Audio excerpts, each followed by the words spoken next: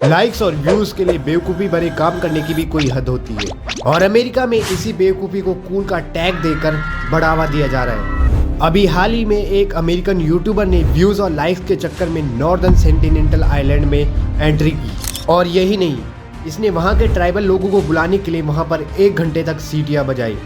जब आइलैंड से कोई भी नहीं आया तो इसने वहां बीच पर एक नारियल और एक कोक का डब्बा रख दिया और ये सारी चीज़ें गाइस ये अपने कैमरे में रिकॉर्ड कर रहा था। और ये सब करने के बाद गाइस ये आदमी साउथ सेंटिनेंटल आइलैंड की तरफ जा रहा था, जहाँ पर इसे मछुआरों ने देखा और इसे पूछा कि तुम कहाँ गए थे। उसके बाद मछुआरों ने सीधा पुलिस में इसकी कंप्लेंट की और अभी ये यूट्यूबर पुलिस की हिरासत में है। नॉर्दर्न सेंटिनेंटल आइलैंड की 2018 की एक खबर आप सभी लोगों को पता ही होगी, जिसने पूरे इंटरनेशनल लेवल पे बवाल मचा दिया था।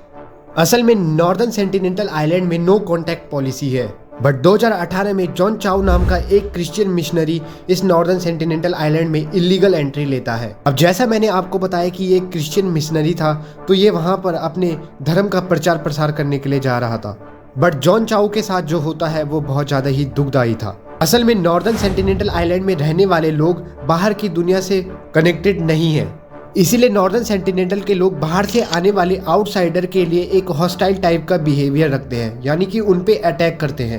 तो यही होता है जॉन चाउ के साथ। वहाँ के ट्राइबल लोग उस पे अटैक करते हैं और उसे मार देते हैं। और उससे भी बुरा ये होता है कि जॉन चाउ की बॉडी गवर्नमेंट उसके घर वालों को नहीं देती है। जब बॉडी का पोस्टमार्टम किया जाता है तो उससे पता चलता है कि इस बॉडी पे बार बार तीरों से हमला किया गया है, जिससे साफ होता है कि वहाँ के लोकल ट्राइबल एरिया के लोगों ने जॉन चाउ की हत्या की थी।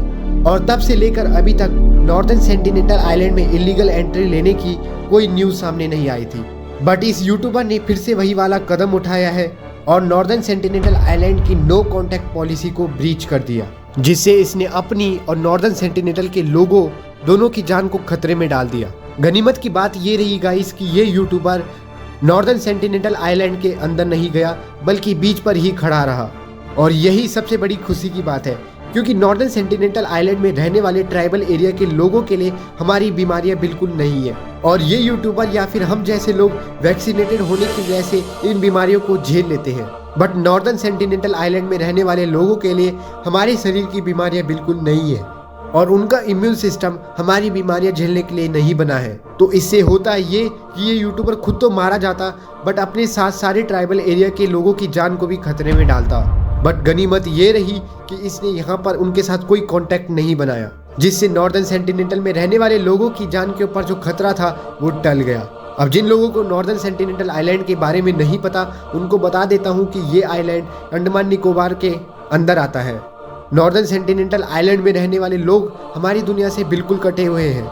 यहाँ के लोग बाहर की दुनिया से रूबरू नहीं है, इसीलिए वो जब भी बाहर से आने वाले लोगों को देखते हैं तो वो उन पर अटैक करना स्टार्ट कर देते हैं।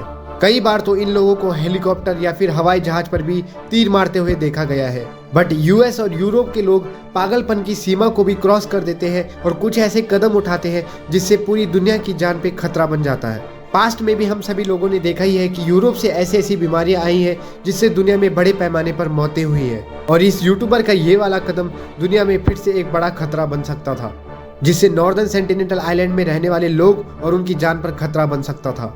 तो इन्हीं यूनिक ट्राइबल लोगों को बचाने के लिए हम यहाँ पर अवेयरनेस फैला सकते हैं, जिसे वर्ल्ड की सबसे बड़ी बड़ी एनजीओज या फिर ट्रस्ट द्वारा अभी किया ही जाता है। तो गाइस यही थी आज की एक तड़कती भड़कती न्यूज़। और अगर आपको वीडियो पसंद आई हो तो चैनल को सब्सक्राइब कर दो और वीडियो को लाइक कर दो।